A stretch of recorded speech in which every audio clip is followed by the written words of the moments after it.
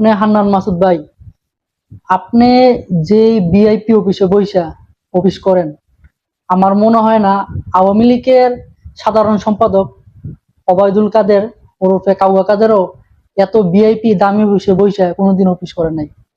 আপনার এত বড় অফিস থাকতেই পারে কারণ আপনি বর্তমানে বাংলাদেশের অন্যতম মংলা বন্দরের দায়িত্বরত আছেন। আপনি ওইখানে কি হয় না হয়, শত কোটি টাকার বিজনেস, শত কোটি টাকার মালামাল বিদেশে বাংলাদেশে আসা যাওয়া করে।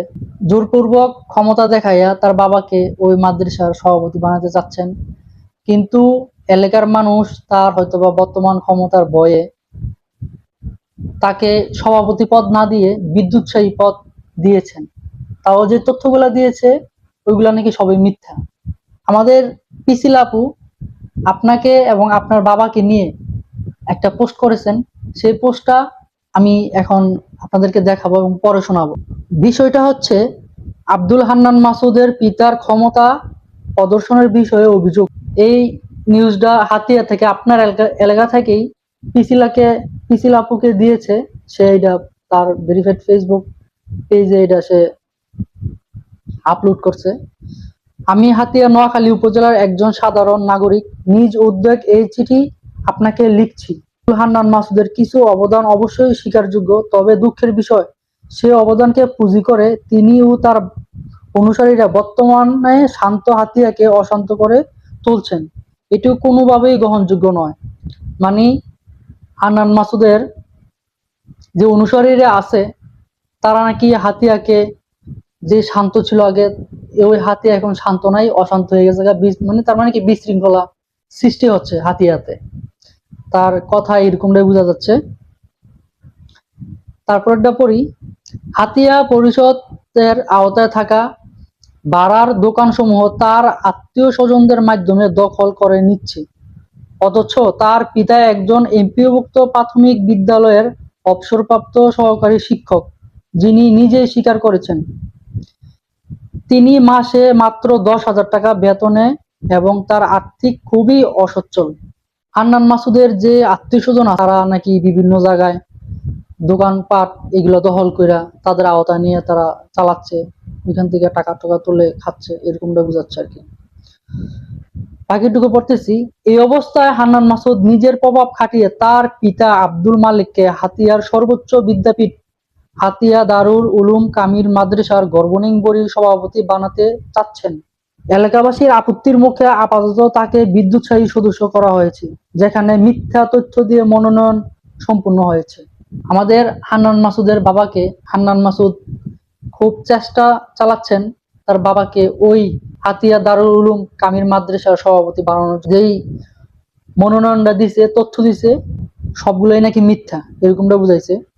তারপরটুকু প্রশ্ন উঠেছে, তিনি নিজ যখন আর্থিকভাবে অসচ্ছল তখন কিভাবে মাদ্রাসার ভবন নির্মাণ অনুদান প্রদান করেন? বাস্তবে এসব কিছুই তার সন্তানের রাজনৈতিক প্রভাব খাটিয়ে করা হচ্ছে। আমরা এর তীব্র প্রতিবাদ জানাই। একজন প্রাথমিক স্তরের শিক্ষক কিভাবে একটি কামিল মাদ্রাসা পরিচালনা পরিষদের সদস্য হতে পারেন তা বোঝা যায় না। এটি জোরপূর্বক ক্ষমতার অপব্যবহার ছাড়া আর কিছুই না। আমার কাছে তার বাবাকে যে বিদ্যুৎসাহী পদ দেওয়া হয়েছে ওই নোটিশটা আমার কাছে আছে, আমি আপনাদেরকে এইটাও পড়ে শোনাচ্ছি। বরাবর মহাপরিচালক মাদ্রাসা শিক্ষা অধিদপ্তর ঢাকা, বিষয় বিদ্যুৎসাহী সদস্য মনোনয়ন প্রসঙ্গে বিনীত নিবেদন এই যে নোয়াখালী জেলাধীন হাতিয়া উপজেলার হাতিয়া দারুল উলুম কামিল মাদ্রাসার গভর্নিং বডির মেয়াদ 6/5/2025 খ্রিস্টাব্দ তারিখ শেষ হবে। নিয়মিত গভর্নিং বডি গঠনের জন্য দাতা প্রতিষ্ঠাতা শিক্ষক ও অভিভাবক সদস্য নির্বাচন বিধি মোতাবেক সম্পূর্ণ হয়েছে। এমতো অবস্থায় আমিরুল ইসলাম মোহাম্মদ আব্দুল মালেক, পিতা মৃত মোহাম্মদ আব্দুল মান্নান, গ্রাম উত্তর সাগরিয়া, 9 নং বুড়িরচর ইউনিয়ন, হাতিয়া, নোয়াখালী। তিনি মাদ্রাসা উন্নয়ন, গৃহ সংস্কার, গরিব মেধাবী ছাত্র ছাত্রীদের জন্য সহযোগিতা, শিক্ষকদের ভর্তিতে ও লেখাপড়ার মনোনয়নে অব্যাহত অবদান রেখে আসছেন। অতএব তাকে মাদ্রাসার বিদ্যুৎসাহী সদস্য মনোনয়নের প্রয়োজনীয় ব্যবস্থা গ্রহণ সবিনয় আবেদন করছি। হান্নান মাসুদ ভাই, আপনি ভালো হয়ে যান। আপনার এলাকার লোকই এই নিউজগুলো দিচ্ছে, তাও আবার পিসিলার কাছে মেইল করতেছে। কয়দিন আগে দেখলাম হান্নান মাসুদ ভাইয়ের একটা নিউজ ভাইরাল হয়েছে। নিউজটা হচ্ছে উনি বিশাল বড় গাড়ি বহন নিয়ে চলাফেরা করে, এত দামি গাড়ি সে কোথায় পায়। বিভিন্ন সাংবাদিক, বিভিন্ন গণমাধ্যমে তাকে প্রশ্ন করা হয়েছে, এবং কি সে একটা টক শোতে গেছে, সেখানেও জিজ্ঞেস করা হয়েছিল।